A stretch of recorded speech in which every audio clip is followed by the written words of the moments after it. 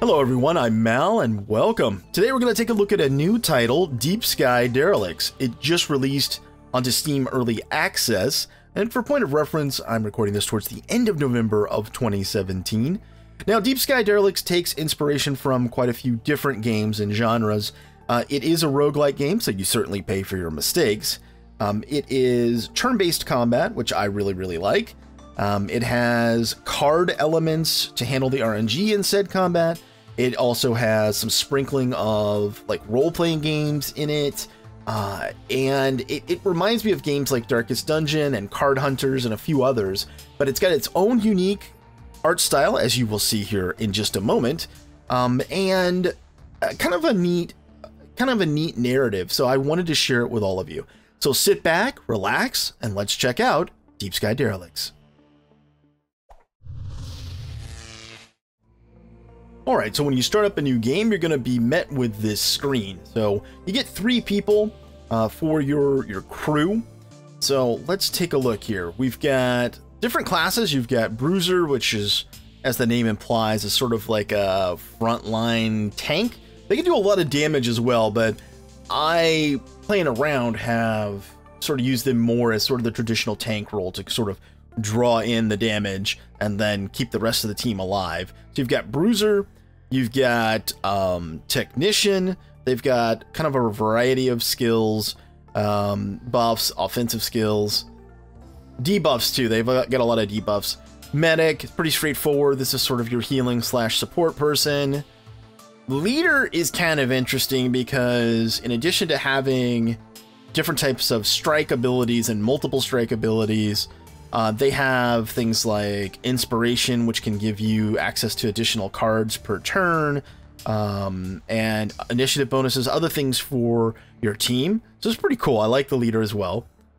The Scrapper, and I'll get into these stats here in just a second.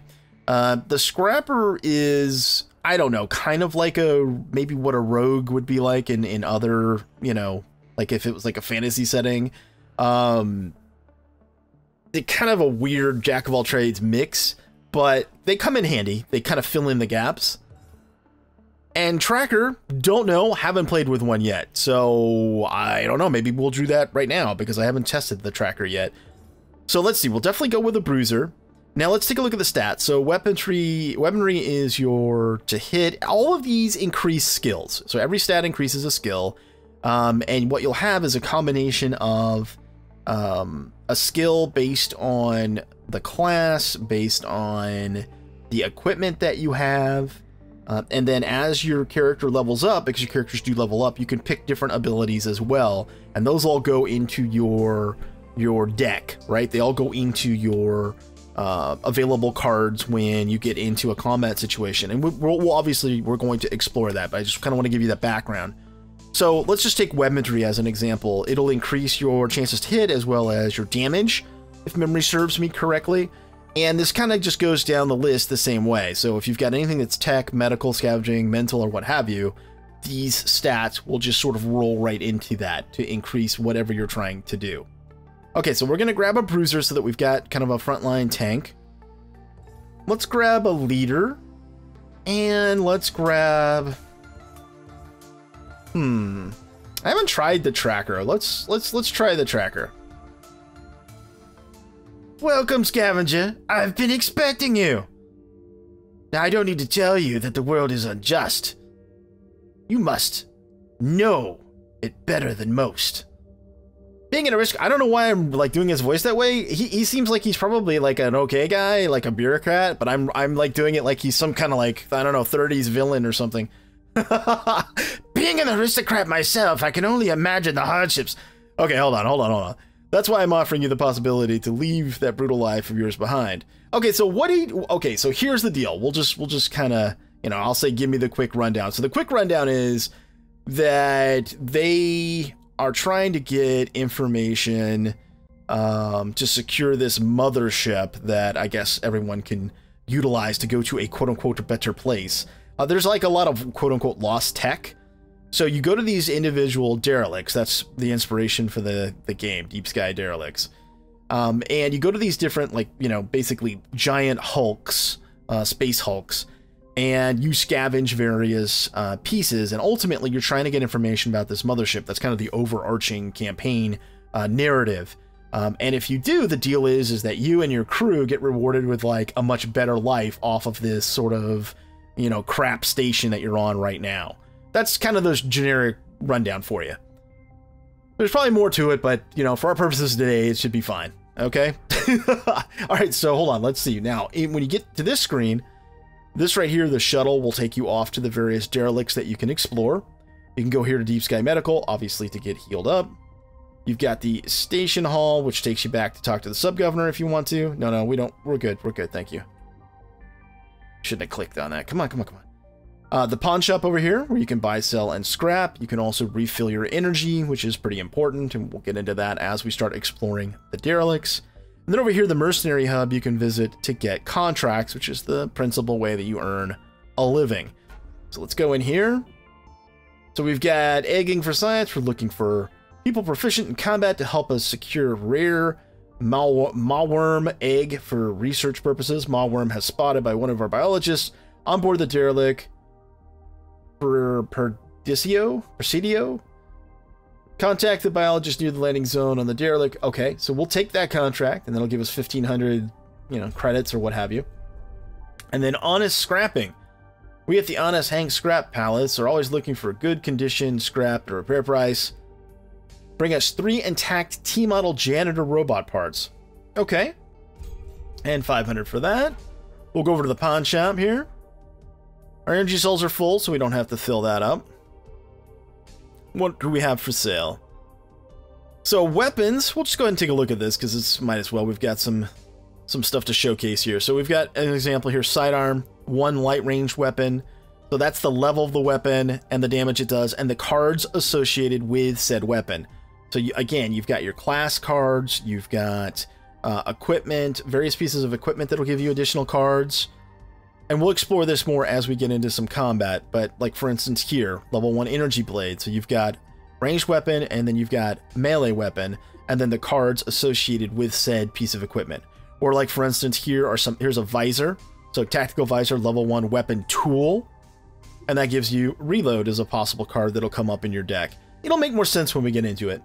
But you can buy here, obviously sell if you've got something to sell. These are energy cells, so that you can take extra energy with you on the derelict. You start off with 100 energy when you enter into a derelict, and as it ticks down, if you run out completely, it's game over. So that's a big part of the rogue-like elements of the game. But let's go check out a derelict. Alright, we're going to head over here. Now, I haven't gotten far enough to actually be charged to fly to a derelict yet. I'm assuming at some point you will be charged. It says right now it's 0, so we'll take advantage of that.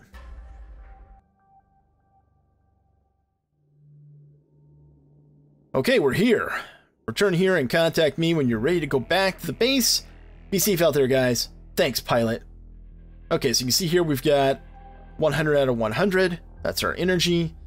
Here we are lined up here with our team. We open the PDA. We've got our crew, so we can sort of take a look at them in a little bit more detail. So we've got Riv, we've got Ed, and we've got Philip. All right, so we'll just use Riv here as our example. Now, we're currently level 1. And like I said, we can gain experience and level up. And when we do, we'll be able to pick... We'll get several points, actually, when we level up, ability points. And we can increase... You can see here, it's like a little plus sign. We can improve an existing skill. Or we can buy a new skill. And when we finally do level up, we'll obviously take a look at that in more detail. But when you do, it gives you additional cards and abilities, which is pretty sweet, I think, the way that works. In the case of Riv here, since he's a bruiser, he's got heavy melee that takes up 2 spots, so he doesn't have a ranged weapon. He's got a tool slot, and he's got a shield slot. So when we get into combat, we'll look at that a little bit more, but you've got a health pool and a shield pool. And certain attacks can bypass shields entirely, like if they have a puncture effects on them, then they can just go straight through your shields. But most attacks have to get through your shielding and then start beating you up. And then these are the current cards that Riv has based on his equipment and his skills and his class, right? So he's got Single Strike, Bash, Stunning Blow. You can see here. Now, not all of these are available every turn in combat. You get, you know, a handful of cards. So, but these are the ones that are currently in his deck. Okay, then we've got inventory management screen, the mission log to keep track of what we've got going on, what are we doing, and then now the scanner. Now, this might look familiar to people if they've played Darkest Dungeon. This is essentially the main travel map. We can scan for 5 energy, the immediate area, to tell us what's going on. Here's the legend. So like right here, oh look, we know there's a hostel right there. That's kind of nice. I think, you know what, let's just jump into that. Ah, fresh faces. You hear about the eggs? Are you a hostel? Really? You with the Science Institute? Oh, okay. Oh, they mentioned that the biologist would be there. All right, well, hey, can you share any extra details regarding that contract?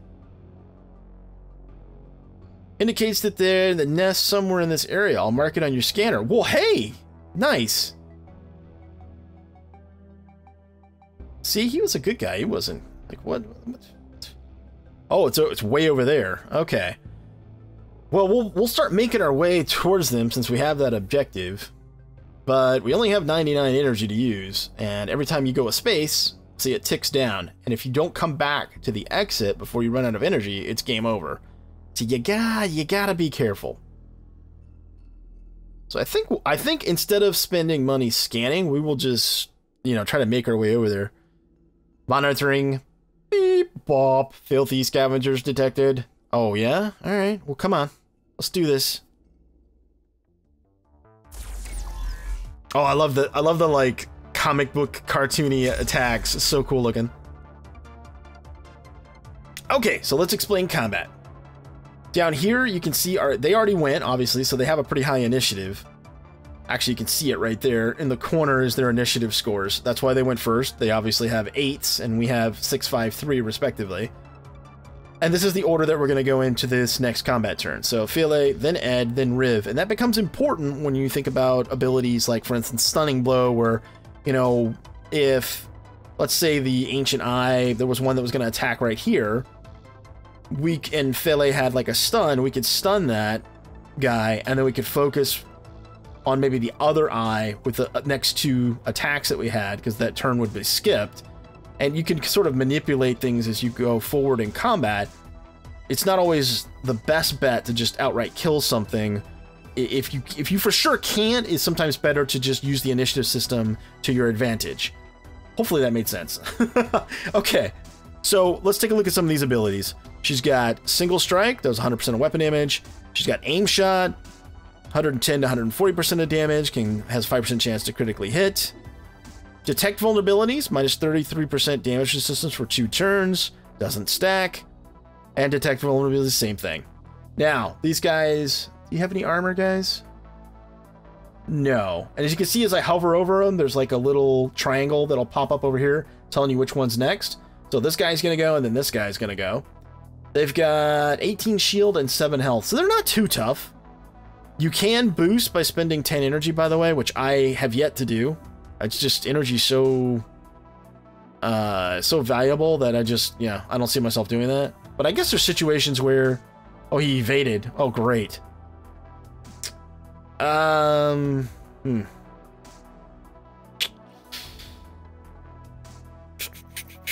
Well, let's do Provoking Strike. And evaded. Okay, well, this is not going well for us so far. Okay, took it to the shields. The shields again. Okay, there we go. We actually hit. Well, they are flying, so that kind of makes sense, right? All right, let's use one of these leader abilities. Compliment. Target ally draws a card and gains 20% damage for 2 turns. Okay, so Riv is next. So let's compliment him. There you go. You can see he's got these bonuses. Now, he did Provoking Strike, so they should continue to go after him for a turn, which is exactly what we want, because he's the toughest guy here.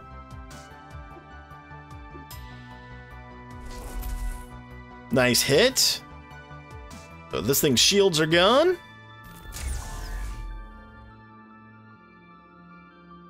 And it starts off pretty simple. Like, you only have, like, a certain cards, and it does, you know, it's like, oh, that's not a whole lot to it. Well, by, like, level 2 or 3, actually, there's, like, a whole lot of cards that'll combo with each other. There's lots of different things that you can do. It's pretty interesting, I think. Pretty cool. And it's dynamic. So, nice. And one down.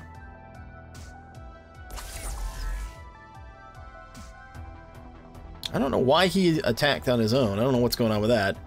Okay, bash.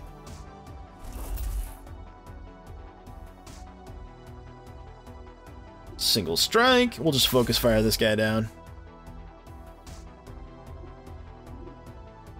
Single strike. Man, that's all you got, huh? Well, I guess it's better than nothing. Evaded. Well, I guess it wasn't better than nothing. Oh, really, Riv? Okay, I guess detect vulnerability.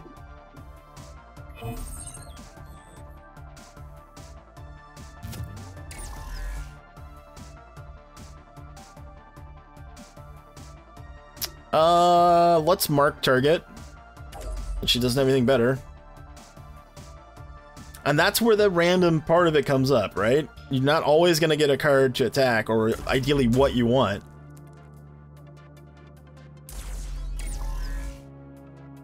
Well, he needs to recharge shields.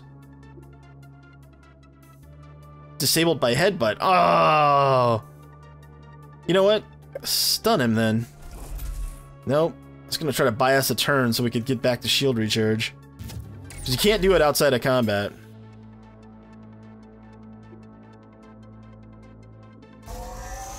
Okay, self-charge. Get those shields back up.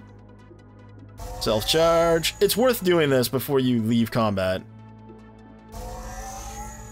So you're sort of ready for the next fight. Especially when you're only up against one opponent.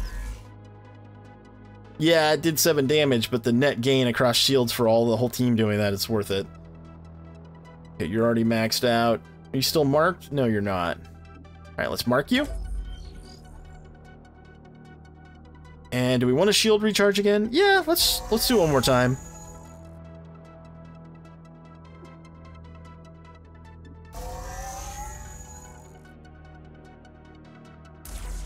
Alright, now let's get rid of this guy.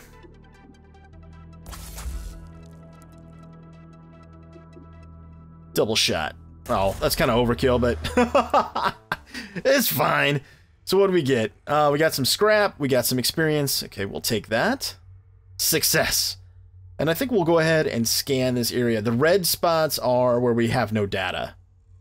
So let's scan. Okay, nothing in the immediate. All right, we'll move towards this objective. Oh, we can't go that way? How about up here then? Okay, let's check up here. Oh, okay, more purifiers. All right. Man, this is like way more combat heavy than the last time I played this. I don't know if they made some adjustments or not, but holy moly. These guys look serious. Okay, that wasn't cool.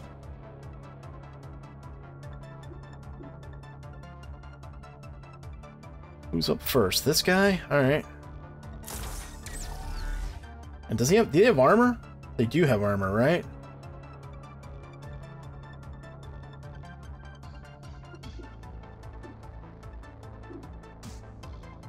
Yeah, 1 armor. Okay.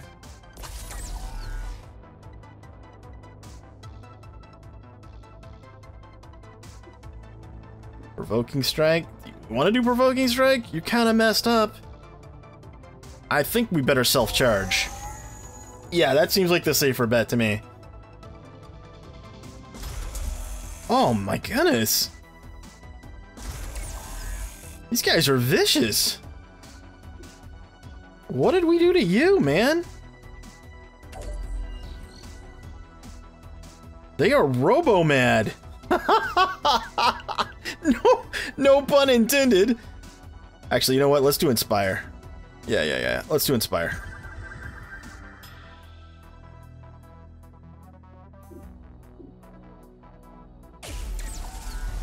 Okay, we're whittling him down.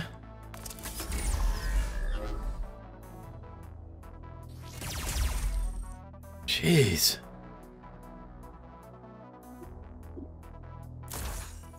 We gotta get one of these guys gone, or we're not gonna make it out of here.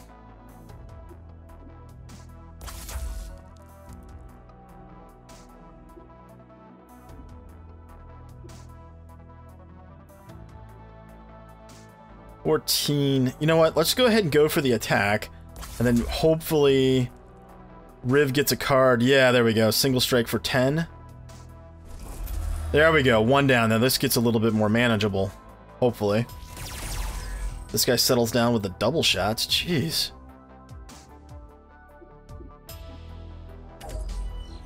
Okay, mark the target.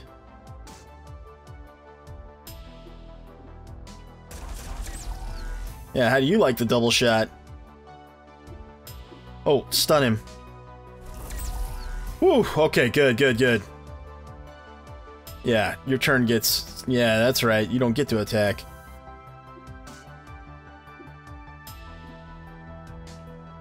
You know what? Recharge.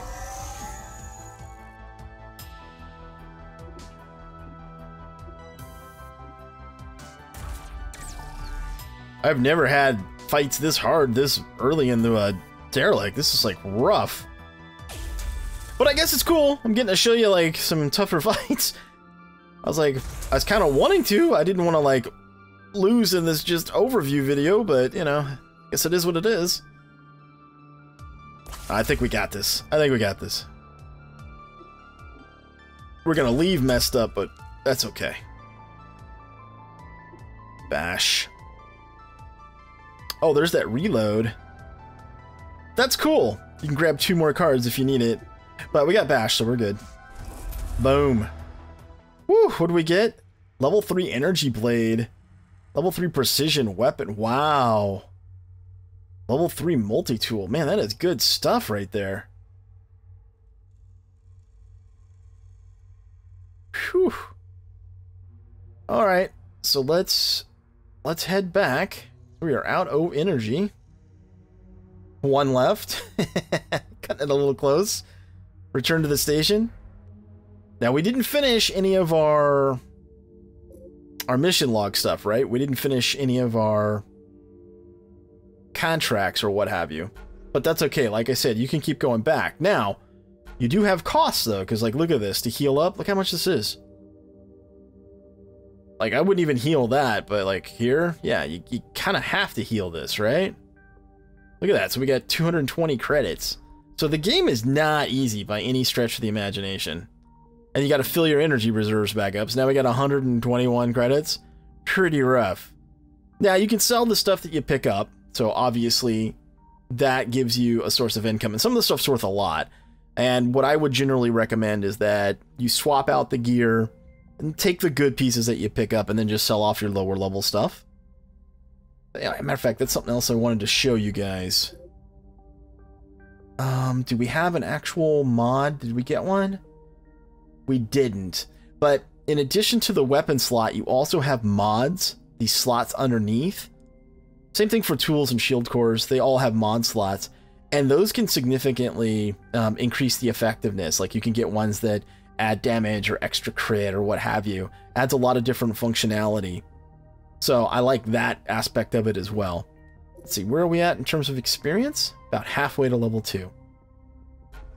Okay, well, I think I'm going to go ahead and wrap this one up here. This was just sort of an overview, kind of just an overview video. I am going to do a proper, like, let's try where I'm going to go for, I don't know, probably 3 to 5 episodes. So I'll put those in this playlist after this overview video. So if you want to check that out, feel free to. If you did enjoy the video, consider hitting that thumbs up. Thanks so much for watching. Till next time, I'm Mal, and I'll see you later.